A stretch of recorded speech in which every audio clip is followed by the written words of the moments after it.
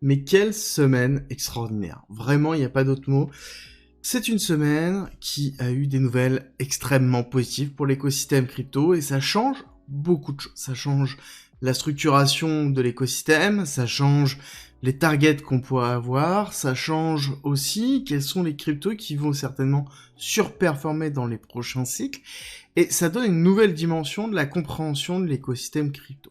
Et non, je ne vais pas forcément parler de l'ETH Spot, bien que, oui, je vais vous expliquer pourquoi ça n'a pas encore pumpé, et ce qui va se passer par la suite, je vais vous donner en fait ces éléments-là, mais il faut comprendre qu'il se passe deux choses. Un, la partie macroéconomie, il y a beaucoup de mouvements, on va revenir dessus, mais surtout, ça va être la partie réglementation. Je vais vous faire quelque chose de très simple, pour que vous puissiez comprendre comment c'est en train de transformer l'écosystème, et pourquoi, à terme, c'est quelque chose que vous devez savoir pour anticiper la suite, parce que c'est quelque chose qui change drastiquement les flux monétaires directement dans les cryptos. Et on commence tout de suite. Bonjour, c'est Cryptolyse, je suis entrepreneur depuis 2010, je fais du trading depuis 2011, je suis dans la crypto depuis 2017 et je décomplexifie le marché et la technologie pour en extraire réellement les opportunités. Je vais forcément entamer par la macroéconomie parce qu'on a eu quelque chose qui était très intéressant. Sur le SP500, on a clôturé une semaine qui était relativement flat. Et ce qui est important de voir, c'est surtout le positionnement de JP Morgan et leur modèle qui suggère une chute à 4320 $ sur le SP500. Et c'est basé sur la survalorisation actuellement du S&P 500. Et c'est très intéressant de voir ça parce que 4320, ça fait quand même très bas. Ça fait une chute de 20%, chute qui est relativement forte. Et on sait très bien que quand on a JP Morgan qui se positionne sur ce genre de choses, généralement, on a tendance à avoir l'inverse. Donc on prend beaucoup de recul et ça veut dire aussi qu'on a une survalorisation. En tout cas, c'est l'idée qu'essaie de nous donner JP Morgan. Une survalorisation du S&P 500, une survalorisation de l'économie américaine, principalement drivée à la hausse, on va pas se cacher par le Nasdaq et donc la tech, l'intelligence artificielle, j'en ai déjà parlé lors de la précédente émission du week-end, très important de comprendre que l'intelligence artificielle en effet drive l'économie américaine et va driver encore l'économie américaine pendant un certain temps. Mais surtout ce qui est impressionnant, c'est notre ami Nvidia où on a éclaté les 1000 $ et on a consolidé au-dessus. En tout cas, on a clôturé la semaine au-dessus et c'est ce qui a permis de maintenir le marché très très haut. Est-ce qu'on va avoir une crise au niveau des USA? Ça, je pense que certainement on en aura une. Ce ne sera par contre pas demain, ce ne sera pas cette année, ça va prendre du temps à se mettre en place parce que justement, on a une bulle autour de l'intelligence artificielle. Parce que oui, justement, on a une survalorisation de l'économie américaine, mais survalorisation qui est basée aussi sur l'utilisation de l'intelligence artificielle. Et la question qu'il faut se poser, et qui est très importante pour la suite, c'est est-ce que cette notion de survalorisation ne vient pas de l'incompréhension générale de l'utilisation de l'intelligence artificielle et du gain que peut apporter l'intelligence artificielle. Donc pour moi, on a une macroéconomie qui est plutôt positive, et en fait, on se rend compte qu'on a aussi une couverture au niveau de cette macroéconomie avec le VIX, qui représente en fait la peur du marché par rapport à une chute, qui est très faible. Ça veut dire que on a un marché qui comprend, en tout cas qui se laisse porter par le fait que potentiellement la Fed va baisser ses taux, que potentiellement on a l'intelligence artificielle qui est là pour soutenir l'économie américaine. Et ça, c'est vraiment important. Gardez-le en tête, parce que ça va être la base de notre fondement pour Bitcoin, pour les liquidités, pour Ethereum, et pour la suite. Vous allez vite comprendre, parce que tout est lié. Tout est lié à la dette, tout est lié à la liquidité, et c'est exactement ce que l'on voit ici aussi, qui est aux obligations du gouvernement américain aux 2 ans. On voit que les taux sont en train de monter, et si les taux sont en train de monter, ça veut dire aussi qu'il y a cette peur qui est là. Et donc on a cette forme de confrontation entre la représentation du marché, la représentation qu'on nous donne, et une instabilité générale. Et c'est là où, généralement, dans cette incertitude, qu'il y a des opportunités. Et ces opportunités sont en train de se mettre en place avec un cadre législatif autour de la crypto. On va revenir dessus dans quelques instants. Mais avant d'aller plus loin, si tu aimes mon contenu, tu veux me soutenir, c'est gratuit, ça prend 5 secondes, like, abonne-toi, et on continue. Mais du coup, la question qu'on va se poser, c'est comment ça se fait qu'on a clôturé sur le CME au précédent top, encore une fois, qu'on n'a pas explosé alors qu'on a eu une très bonne nouvelle, enfin plusieurs même bonnes nouvelles au niveau de la crypto. On a un allègement du cadre législatif, on va revenir dessus en quelques instants, et on a la validation d'un ETF Ethereum. Et pourtant, il ne se passe rien. On n'a pas éclaté à la hausse, on n'a pas retracé, on a fait un petit retracement, on a liquidé beaucoup de longues, on a déchargé le train, mais somme toute, il s'est pas passé grand-chose, alors que pourtant, on a eu la validation de 8 ETF spot Ethereum, dont celui de BlackRock et de Fidelity. Pour rappel, quand on a eu la validation de l'ETF spot de BlackRock sur Bitcoin, il y a de ça quelques mois, en janvier 2024, à ce moment-là, on a eu une explosion des cours. Comment ça se fait que nous n'avons pas cette même explosion au niveau d'Ethereum? Mais en fait, c'est assez simple, et vous allez vite le comprendre, c'est que tout simplement, nous avons qu'une seule partie qui a été validée.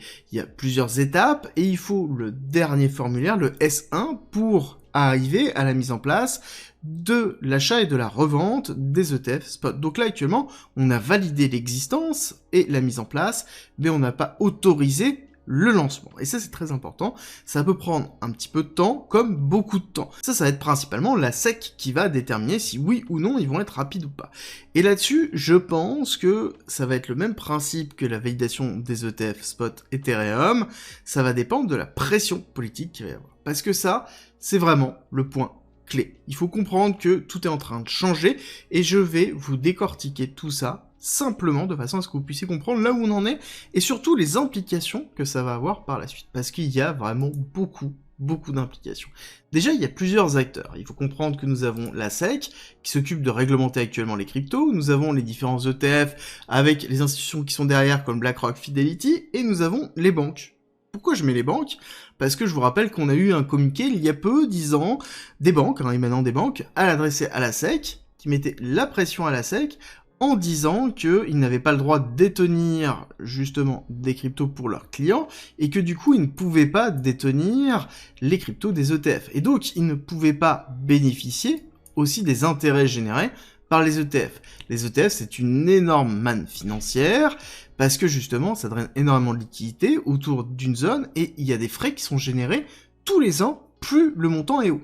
Et donc, forcément, les banques ont envie d'être dans ce deal-là, et c'est pour ça qu'il y a eu une pression très forte au niveau de la SEC. Gardez-le en tête, encore une fois, on va lier tout ça, et vous allez voir que c'est très simple à comprendre, et vous allez voir que, en fait, tout est logique quand on suit les liquidités, parce que les liquidités sont où? Les liquidités sont dans les institutions et dans les politiques. Et oui, parce que nous avons eu la validation d'un ETF, l'ETF de BlackRock, et forcément, on commence à avoir des grosses institutions, comme l'État de Wisconsin, qui investit dans le Bitcoin à travers l'ETF. Je pense qu'on va avoir dans peu de temps des sénateurs, des politiques qui vont divulguer qu'ils ont acheté dans les ETF. Comprenez bien que ça change beaucoup de choses. Quand on regarde un petit peu ce qui s'est passé avec Dame Pelosi et justement Nvidia, on sait très bien qu'il y a une corrélation très forte entre les deux et une pression très forte entre les deux. Et donc ça rajoute de la pression sur la SEC. Et je pense que l'ETF spot Ethereum, même si la SEC ne veut pas le valider, n'a pas voulu le valider, ils l'ont validé, et je pense que même s'il ne veut pas lancer le trading de cet ETF, je pense que ça se fera assez rapidement, ou en tout cas ils vont essayer de retarder, mais le retard ne pourra pas durer éternellement, parce qu'on a une accélération des éléments, parce qu'on a beaucoup de pression. Le lobbying bancaire est énorme, le lobbying de BlackRock est énorme, et maintenant si nous avons l'aspect politique qui est en train de se mettre en place, c'est très fort. Et ça se voit beaucoup, parce que des démocrates qui à l'origine étaient anti-crypto, commencent à se repositionner pro-crypto. Il faut pas se cacher que les banques jouent aussi de pression sur les politiques. Les institutions jouent aussi en pression sur les politiques. Les institutions derrière les ETF jouent aussi en pression sur les politiques. Et les politiques jouent en pression sur la SEC. Vous comprenez bien que là, nous avons en fait une pression énorme qui se joue sur la SEC. Et ça se voit par plusieurs éléments concrets. Et c'est ça qui est intéressant, c'est qu'on peut rentrer en corrélation directement par rapport à ce que l'on a vu cette semaine, et c'est pour ça que je vous dis que c'est une semaine qui est extraordinaire, et que ça va changer vraiment drastiquement ce qui va se passer. Ne vous inquiétez pas, on va revenir dessus dans quelques instants.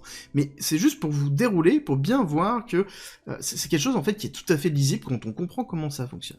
Première chose, on a le SAB 121 qui a été annulé. globalement, c'est on retire du pouvoir à la SEC, et surtout on autorise aux banques de détenir et de déclarer les cryptos qu'ils détiennent directement pour le compte de leurs clients, et de valoriser leur bilan avec ces cryptos.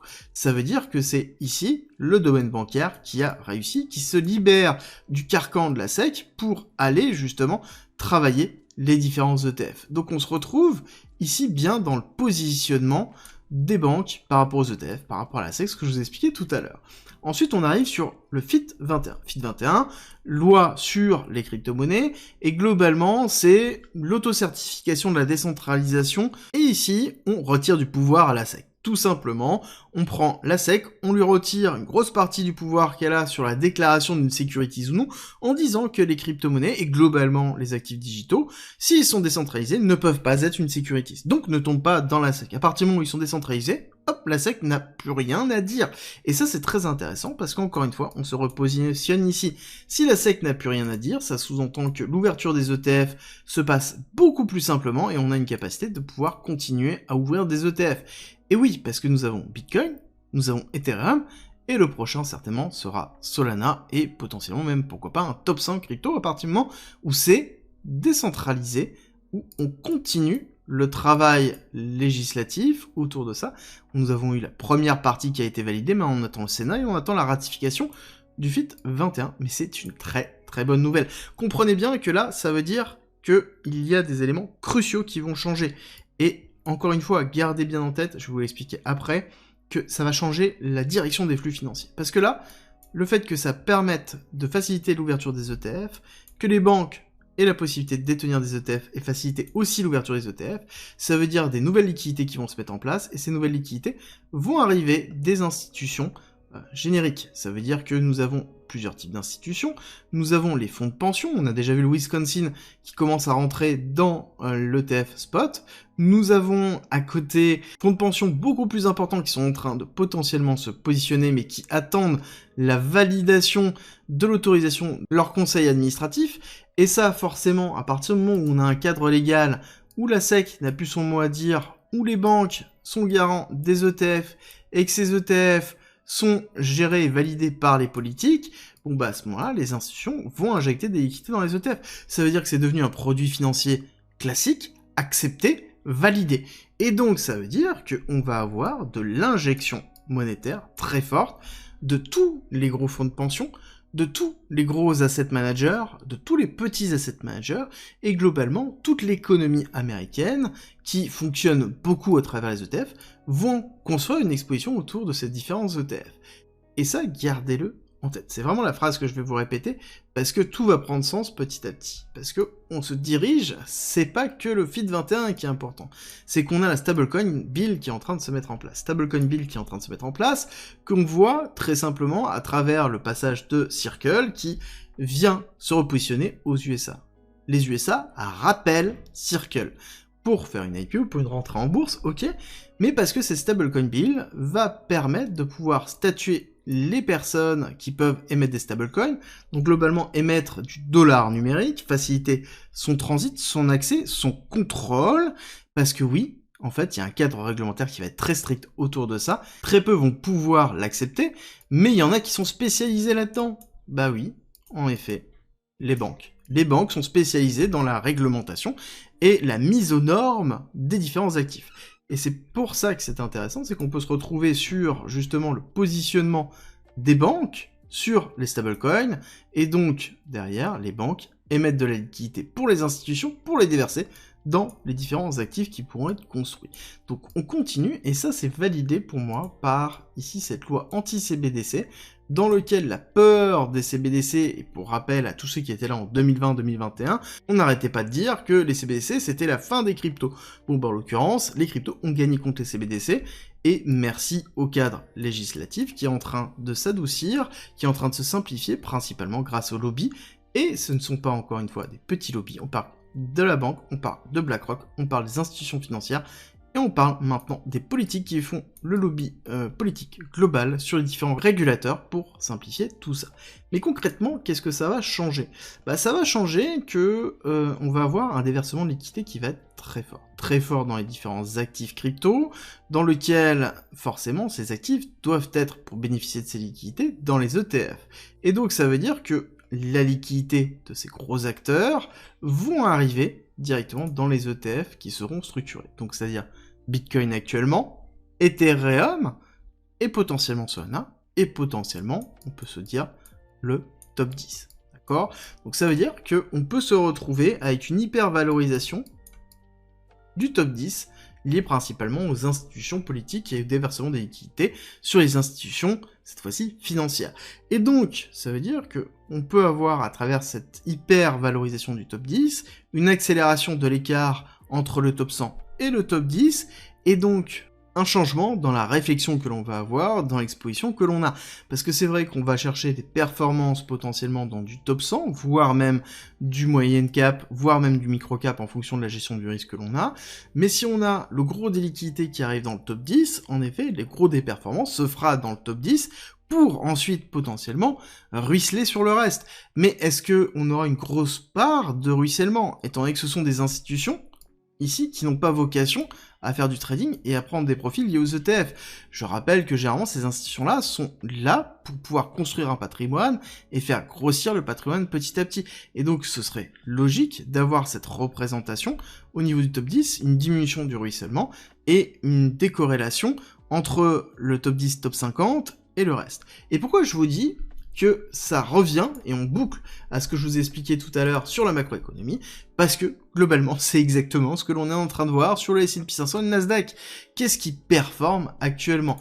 On va pas se le cacher, c'est pas le top du S&P 500, c'est pas le bottom, pardon, du S&P 500, c'est pas le bottom du Nasdaq, c'est Nvidia, c'est les grosses corporations, globalement, ce sont celles qui ont drainé le plus de liquidités, qui attire la liquidité. Et c'est ce même principe-là qu'on défend autour de la crypto, et que je suis en train de me dire que ça change vraiment le paradigme de la crypto, et je pense qu'on va voir durant ces 12, 18, 24 prochains mois des changements drastiques, et qu'il va falloir comprendre petit à petit ce qui se passe, parce que pour moi c'est un changement de paradigme, et ce changement de paradigme est tant positif que négatif, parce que oui, on a des points négatifs, mais il faut juste comprendre que là, la liquidité va se diriger à un endroit, et il faut se structurer pour pouvoir se dire que, en effet, on va profiter de cette liquidité, et on va faire tout pour pouvoir en profiter. Et pour moi, ça peut entraîner la mise en place d'une nouvelle bulle spéculative autour de la crypto, plutôt autour des différents ETF, de la crypto à travers la liquidité qui va se déverser de ces fonds-là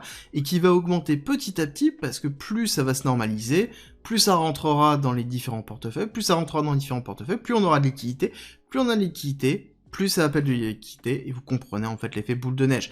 Par contre, ça sous-entend aussi que si jamais on a une crise sur le S&P 500, sur l'économie américaine, dans plusieurs années, bon ben en l'occurrence, la crypto aura aussi une très grosse crise, et il faudra l'anticiper. Encore une fois, tout ça c'est du lointain, mais il faut le comprendre maintenant dans la conception de ses positions et dans la structuration générale de son portefeuille. Et si vous êtes resté là jusqu'à la fin, déjà je vous remercie. Pensez à liker, partager et à vous abonner, et à mettre le mot liquidité en commentaire, parce que si vous avez bien compris le concept de cette vidéo, c'était de vous montrer que là où va la liquidité, c'est là où va la liquidité. La liquidité appelle la liquidité, et c'est exactement ce que l'on va voir au niveau des crypto-monnaies, et ce changement de paradigme, pour moi, va être important à comprendre. Si vous le comprenez maintenant et qu'on le valide, parce que pour l'instant ça reste une hypothèse, je pense qu'on aura vraiment un bull run très très impressionnant et qui pourra marquer le début de quelque chose de différent.